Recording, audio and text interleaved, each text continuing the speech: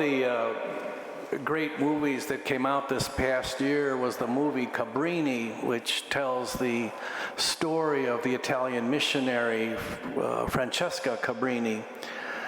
She came to the United States in the 19th century, and like most saints, she's an extraordinary person who happened to be in the right place at the right time.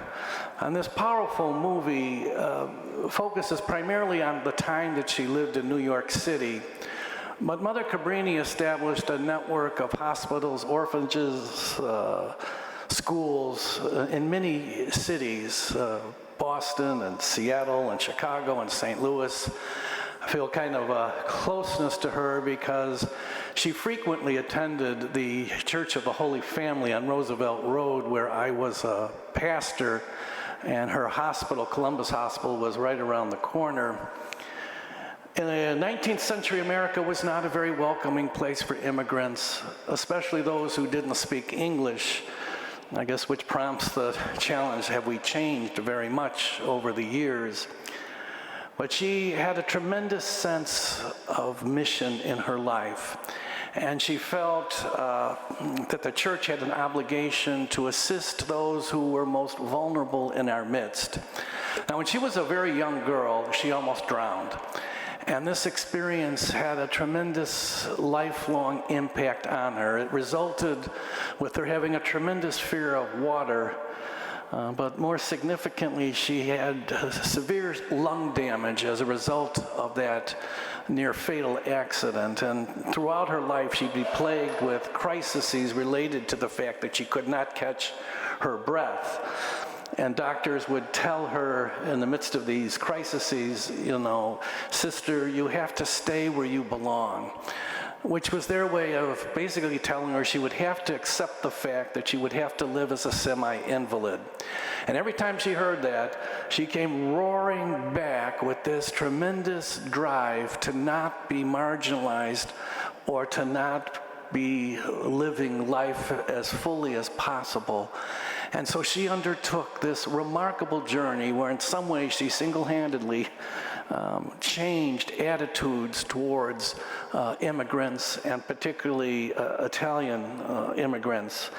She would become the United States' first saint and has an extraordinary legacy. To this very day, there are wonderful stories that you can hear in Little Italy on Taylor Street about people who had met Mother Cabrini, had seen her in action, and she was a force of nature. You know, she'd often say, you don't choose to enter life, but how you choose to live in life is the challenge for all of us. How do we choose to live in the life that God has given us? And one of the things that was key to Mother Cabrini's spirituality, and it's interesting, she was turned down by 3 religious orders because of her health. So again, she formed her own community in which she was accepted, so it worked out great. But she grounded her life in the reception of the Eucharist. She believed that going to Mass, and if you could, receiving communion every day, would give you the strength to face whatever that day had in store for you, whatever it was that you had to face. If you were fed by the Eucharist, you were going to make it. You were going to get through whatever challenges came your way. And as we celebrate this transfiguration, we're aware that God's always calling us to leave our comfort zones, to move forward in life, to not let anybody take your dreams or passions away from you, to realize you matter and you can make a difference. Mother Cabrini is a great example to us of making a difference, a life that mattered, a compelling person who not only did great things, but called others to companion with her in transforming the lives of countless people who lived on the margins. As Peter, James, and John were blown away by the image of the transfigured Christ, we too are moved by the reality of Christ in our lives. And like Mother Cabrini, we all can choose how we want to live in this life. Thank you for joining us today. Our digital ministry provides a valuable service to parishioners and visitors alike.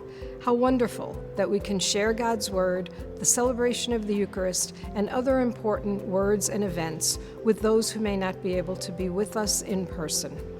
If you would like to support this effort, please go to olphglenview.org. Click on the gold donate button and then the Sunday giving icon to make a contribution on our secure online giving portal. We sincerely appreciate your past and ongoing support. Thank you for helping us continue this ministry. God bless.